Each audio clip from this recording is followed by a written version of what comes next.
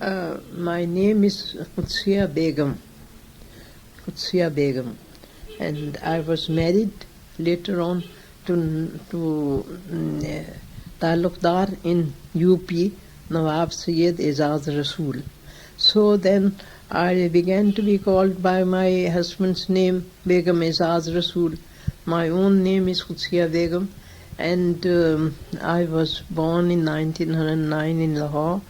I was educated in Lahore in the Queen Mary's College and in the Women's College after that. And then my father used to go up to Simla for 5 years in the month, because he said one can only benefit by being in the hills if you spend enough time there. So he had a beautiful house built there called Nobahar, and we lived there. We stayed there for 5 months in the year. So the convent of Jesus and Mary was quite close to us. So he put me there, and so that I had a double education. So You became active in politics, is that right, yourself? Then, of course, my father was in politics, and then he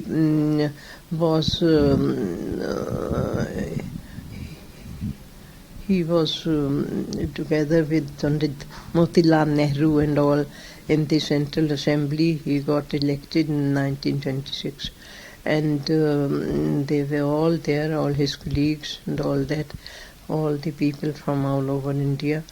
And but he kept very bad health, so I became his secretary, and I carried on all his correspondence and everything, and that gave me taste for politics.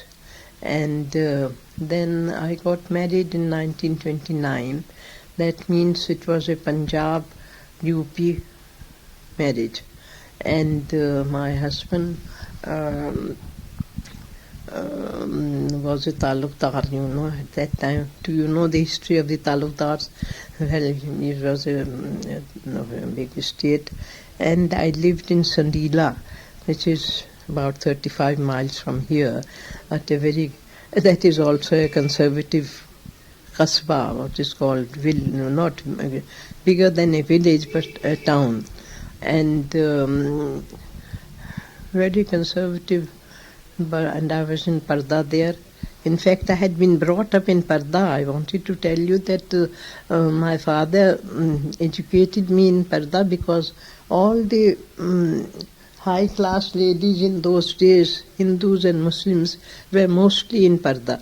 But Muslims especially observed Parda, so naturally my mother was very strictly in Parda. Even men servants were not allowed in their house.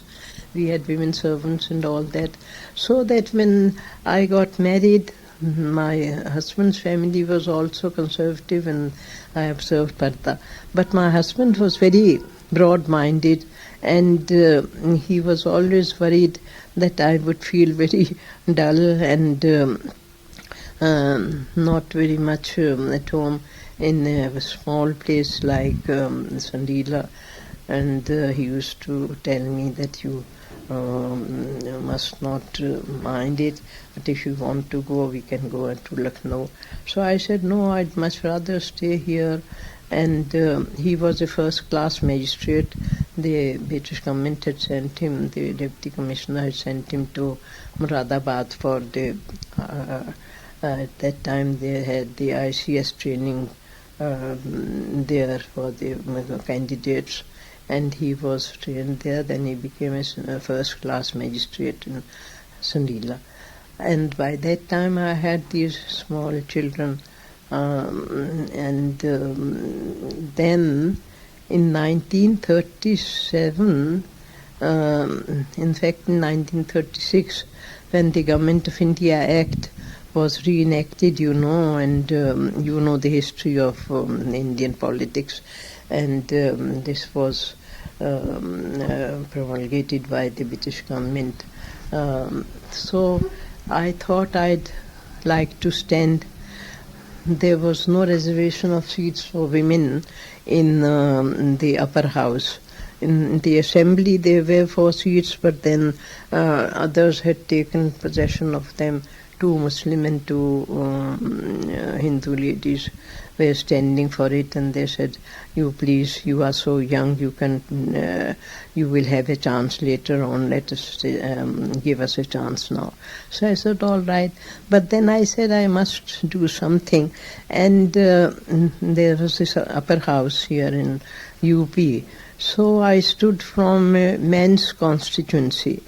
It was very enterprising of me, because my husband even was rather taken aback when I told him about it. He said, but he was such a wonderful man, very, very different from the ordinary Indian gentlemen, especially Muslims in those days, who were so conservative. But he said, "If you want to stand, I will certainly help you." So then I decided to stand. And there's a lot of news used to come out in the newspapers about me. And in fact, that was the first time I came out of Parda. And there were fatwa, you know what fatwa is, from the Muslim priest, that a Muslim girl has, with Parda, not observing Parda, is standing, and she should not be voted. But then you see, my electorate was quite very good. I got elected, and immediately after that I was elected Deputy President of the Council. So that was a great honor, and the members welcomed me very much. I was the only woman member, in fact, not only the Muslim woman member, but only the only woman member in the council then. When the Muslim League became very active here, and when the demand for Pakistan was heard, what was your attitude at the time about that? Well, I didn't join the Muslim League. Muslim League was very active. It was active from 1936 or 37. And these differences had started occurring and all that. And I was not in the Muslim League. I stood as an independent, but my husband, he also stood for the assembly, for the whole. There was the assembly. In the assembly, seat was represented by in one province. So he stood from Hardoi, and he got elected to the assembly. From what party? He stood from the Muslim League. So what did you think about Jinnah and his demand for Pakistan? What was your view about that? I didn't agree with him. Everyone used to, they were very, very keen that I should join the Muslim League, because then it was gaining momentum, you see, at that time, in the late 30s and 40s. And they were very keen that I should join, because I was educated and I was prominent in politics. I was doing social work. And but let me tell you about Parda. I used to be out of Parda when I came to Lucknow. We had our house in Kaisar Bagh. The Kaisar Bagh was built by Wajid Ali Shah for his Begums. And it had all these beautiful houses in a sort of rectangular shape, with gates closing up and all that, when the Begums used to come out into the Kaisar Bagh, Baradari and all that. So then when at the time of the annexation of Awadh, the British government distributed those houses to some of the prominent talukdars, and we got a house there. My husband's father got a house there. So my husband used to insist on my coming to Lucknow, and of course when I got elected, then I used to stay in Lucknow mostly, and I was not in Parda.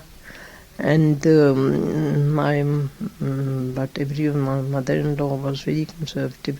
She thought when I went back to Sandila, I was always in Parda, and you will be surprised to hear that she used to send me this curtained palanquin to the station for me to get out of the train to sit and get into it instead of getting out of onto the platform. Oh, it was all very amusing, and people used to wonder. I said, I don't mind it, because anyhow I have been brought up in Parda, and my father had said that I am educating you to prepare you.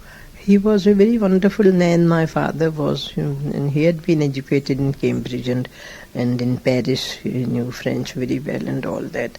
And so then the first lunch that he gave in Shimla after my marriage, Mr. Jinnah was there at the lunch, and there were other people also and all that.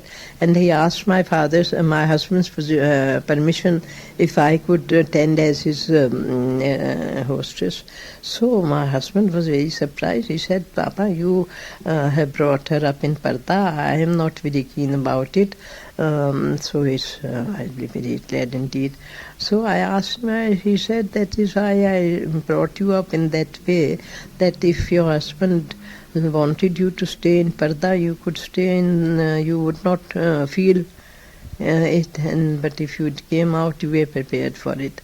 Well, about Mr. Jinnah, then of course I met Mr. Jinnah, and he knew my reputation that I was not keen to join the League. At that time, people were all Muslims were joining the League.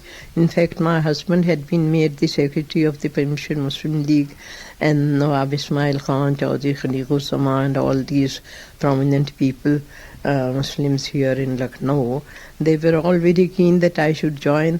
But I said, no, I won't join, because I have Hindu friends, I have all my contacts with Hindus, and I have and I am socially I'm not going to boycott them. And also I did not agree with most of the principles of the League. In fact, Mr. Jinnah was in Shimla when we were there, and he telephoned me. This is about 1942 or 43, and I did not even go to Lahore for the Muslim League session when they passed the resolution on Pakistan, you know. Did you like Mr. Jinnah? Did you find him a pleasant man? So I went to see Mr. Jinnah in this Cecil Hotel. What is your question? You went to see Mr. Jinnah? I went to see Mr. Jinnah, and I sat with him for 3 hours, and we we argued. I said, Mr. Jinnah, what do you think about this? How are you asking for partition when it's not a viable proposition at all? And anyhow, what is going to happen to the Muslims in the minority provinces? You are only asking for Pakistan in the majority Muslim provinces. So he said, yes, that's a fact, madam, but then you have to sacrifice for the sake of your community. I said, well, I'll have to think about it, but I'm not convinced about with you. He was supposed to be a very cold sort of man, but in his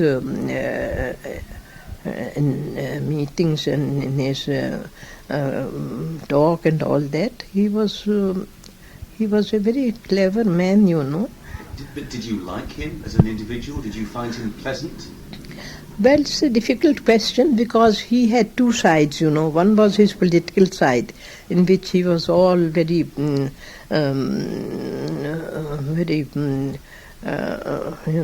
staid and cold and all that.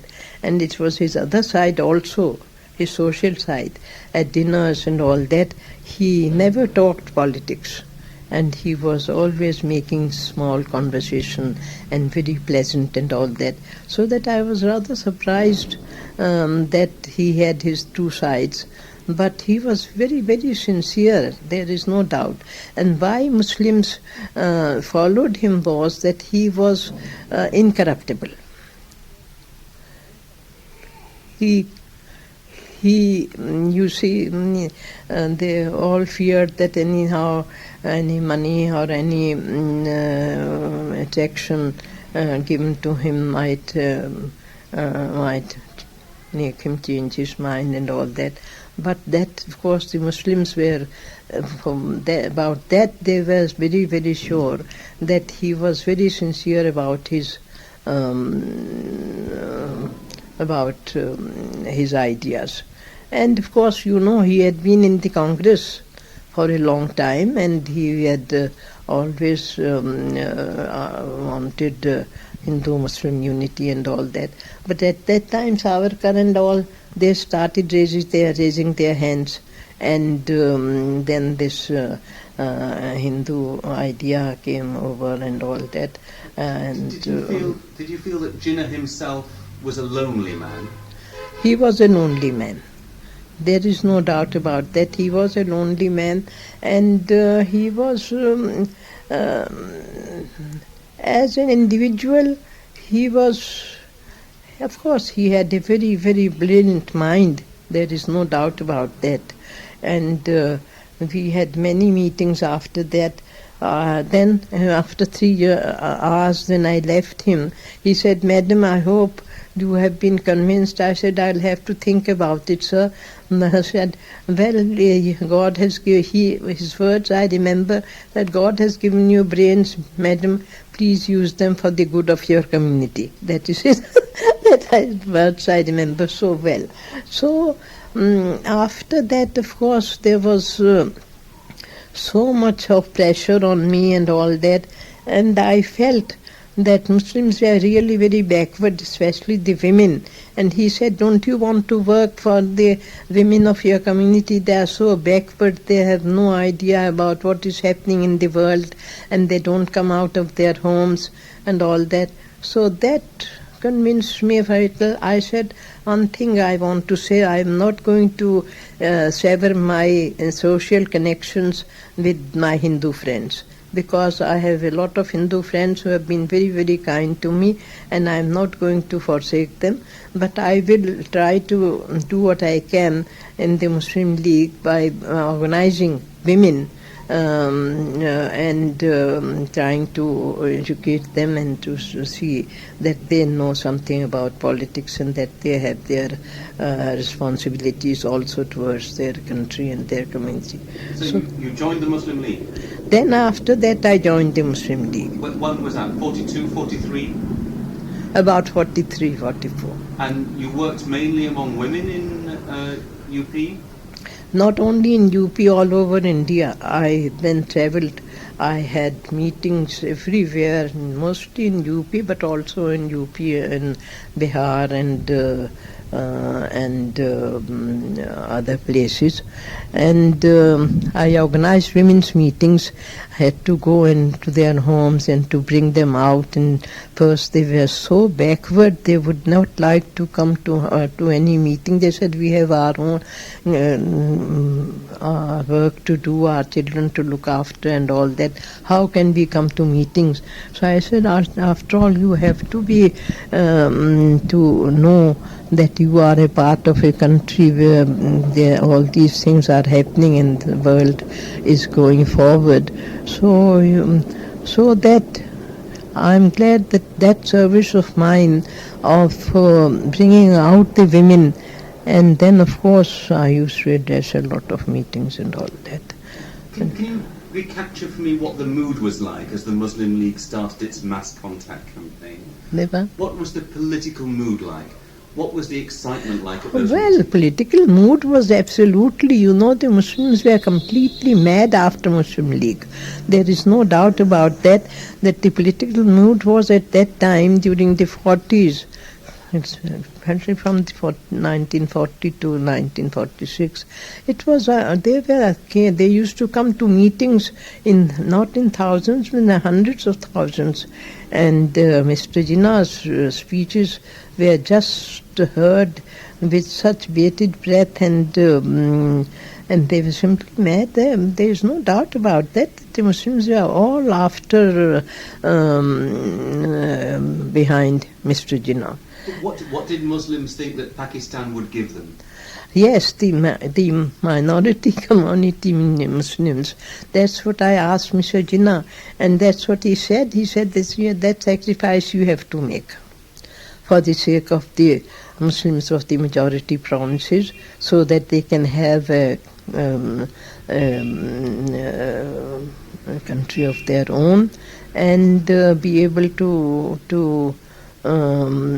govern it according to their own ideas and their religion and all that. But for a Muslim living in a village in UP, what was the attraction of the Muslim League? Why did they support them? Well, it was just, that's what I'm saying, that it was such a wave that then there was no question of anyone opposing the Muslim League. Everyone was behind the League at that time, the Muslims. What were their slogans at that time? Muslim League Zindabad. That was the slogan everywhere. Muslim League Zindabad. And that means what? Means Muslim League may live forever. Was there any real political awareness, or was it just a standard behind which Muslims rallied? I'm still not quite clear. Why would Muslims want to join the Muslim League after? I'm saying. What had Pakistan got to offer a Muslim in a That village? is what I'm saying. That is, they never asked for that. They said we want our brethren who are in the majority provinces to have country of their own, to be able to govern according to the tenets of Islam. And that is, they had all given up their own idea of self-advantage and all that. And they said, we are willing to sacrifice. That was their main idea, that they said they are willing to sacrifice for the sake of the Muslims of the majority provinces. But when, of course, partition took place, and it was done in a hurry. I am afraid I have to admit that Lord Mountbatten did not do a great service to India as a whole when he forwarded the date of the partition from June 1948 that had been decided by the British government and Parliament and agreed here, to August 1947. And of course then most of the prominent Muslims went away to Pakistan. Did you think about going to Pakistan? No, we never thought of it. My husband and I, we had decided from the very beginning that we were not going. We had asked the Muslims what you were asking me just now. We had asked them in meetings, we had asked them in big crowds that they should vote for Muslim League. And they had done it on our asking, and I said if we have been able to convince them that they have to vote for Muslim League, if we can't leave them alone here and go away. I was asked, of course my mother was there, my brothers were there, my father had died of course before that, so that we had, and my mother-in-law was alive, so it was impossible to leave her here. She was not going to leave her home. And do you ever regret not going to Pakistan? I do not regret at all. In fact, I am very happy that I did not go. And I was asked, in fact, by the most prominent people, by Nawabzada Liaquat Ali Khan. Then I must tell you this, that on the eve of Mr. Jinnah's departure for Pakistan on the 14th of August because they were having this inauguration of Pakistan, the 15th of August. So he was leaving on the 13th, and we all Muslim members of the Constituent Assembly, we went to meet him, and I especially asked him, I said, Mr. Jinnah, the Pakistan resolution has two parts in it. One is the establishment of a country for the Muslims, majority Muslims of India. And the second part is that the minorities in both the countries will be safeguarded by legislation and by a minority board that will be established in Pakistan, so that the minorities there can be safeguarded, their religion, their properties, their lives and all that. So that, what are you going to do about that? I asked him specially, and he said, well, as soon as I go there, I will establish this minority board, and I hope that the government of India will also take measures to do the same thing here. So that we were satisfied that he would do it, but of course he was keeping very bad health, as you know. I mean, he had cancer, which had been kept very, very secret. No one knew about it. But he was a sick man, of course. After that, when he was elected Governor General and all that, he had so much on his mind that he couldn't do this. So how did you feel when you saw so many other prominent families from this area and so many ordinary people going to Pakistan? Newspapers came out, in the Urdu newspapers, they said, they named all these people, and they said they're all going out, and it is expected that Nawab and Begum Ezaz Rasool will also go away. What will happen to the poor Muslims who will remain here in India in thousands? Of course, you see, in UP, the number of Muslims was the largest compared to all the states, other states in India. And what will happen to all these Muslims who have been asked to vote for Pakistan but will have to remain here? So I had, my husband and I had already decided not to go, and when these talks came about and these articles came about in papers, we said we are not going, we will live and look after them here. And I'm glad that we did, because I was able to advise the government here about certain things about the Muslims. I went to Aligarh.